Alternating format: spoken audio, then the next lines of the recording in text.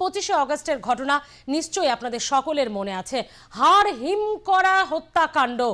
25শে August খুনের পর কৃষ্ণনগর থেকে ট্রেন ধরে নৈহাটি পাড়ি, নৈহাটি থেকে হাওড়ায় পৌঁছয় দেশরাজ, আর হাওড়া থেকে দুন এক্সপ্রেস ধরে একেবারে সোজা অযোধ্যা। সেখান থেকে ভারত নেপাল বর্ডার পেরোনোর চেষ্টা দেশরাজের, আর সেই চেষ্টা একেবারে জল ঢেলে উত্তরপ্রদেশের মহারাজগঞ্জ জেলার বেদিয়াস বাসার থেকে দেশরাজকে গ্রেফতার করল কৃষ্ণনগর থানার পুলিশ।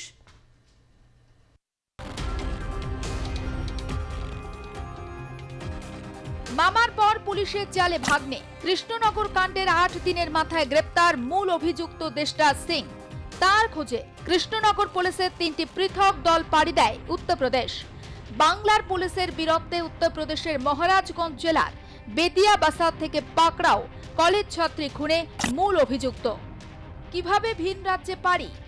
25শে অগস্ট দুপুর 2টোয় খুনের পর কৃষ্ণনগর থেকে ট্রেন ধরে নৈহাটি পাড়ি, নৈহাটি থেকে হাওড়ায় পৌঁছয় দেশরাজ, হাওড়া থেকে দুন এক্সপ্রেস ধরে অযোধ্যা। ওখান থেকে ট্রেন ধরে নৈহাটি তারপরে ওখান থেকে হাওড়া, হাওড়া থেকে দুন এক্সপ্রেস ধরে উনি অযোধ্যা চলে গেছিল।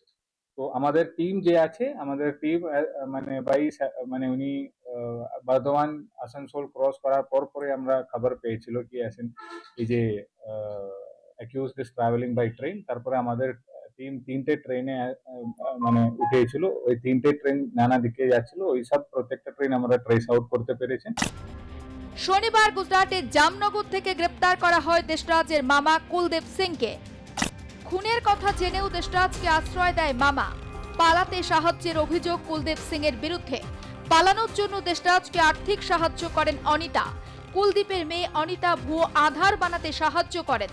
দেশরাজের জন্য বিএসএফ কার্ডও বানিয়ে দেওয়া হয়। ওই যে আসামিটাকে শেল্টার দেয়। তো ওই যে মানে এর মধ্যে আমি যেটা আগে বললাম, ওদের যে অনেকটা ফিনান্সিয়াল হেল্প করেছেন, ওর প্রুফ গুলো আমরা পেয়েছেন, অনেকটা মানে ফেক আইডি কার্ড গুলো যেটা বলেছে, যে মামা যাকে আমরা অ্যারেস্ট করেছেন, ওনার মেয়েটা এনার ফেক আধার কার্ড আর বিএসএফ এর একটা ফেক আইডি কার্ড, এগুলো ওই যে মেয়েটি বানিয়ে দিয়েছে। প্রেমের সম্পর্ক থেকে বেরিয়ে আসার চেষ্টা করায় দেশরাজের ক্রোধের মুখে পড়েন ঈশিতা। শুধু মেয়েই নন, দেশরাজের ক্রোধের মুখে পড়েন ঈশিতার মাও। 25শে অগস্ট ঈশিতার মাকেও খুনের পরিকল্পনা করে দেশরাজ। স্ট্যাটাসে ডেড বডি সুন। খুনের ঘটনার কয়েকদিন আগেই সোশ্যাল মাধ্যমে স্ট্যাটাস আপলোড করে দেশরাজ, যেখানে বন্দুকের ছবির সঙ্গে লেখা থাকে ডেড বডি সুন। কিছুদিন আগে উনি একটা স্ট্যাটাস পোস্ট করেছিল, যেখানে একটা আর্মস ছিল ওনার কাছে, ডেড বডি সুন বলে একটা স্ট্যাটাস উনি দিয়েছিল। কিন্তু কেউ এখন সামহাউ কাউকে ইনফর্ম করেনি, মানে যে প্যারেন্টস বা স্কুল টিচার্স বা ওনার যে ফ্রেন্ডস গুলো যারা এটা দেখেছেন, ওরাও কেউ এখন কাউকে ইনফর্ম করেন। কিভাবে গ্রেপ্তার দেশরাজ? দেশরাজের উত্তরপ্রদেশের বাড়ি থেকে ভাই নিতিনের খোঁজ। নিতিনের ফোন বাজেয়াপ্ত করে পুলিশ। শনিবার গ্রেপ্তার মামা কুলদীপ সিং। তাকে দফায় দফায় জেরার পর দেশরাজের খোঁজ।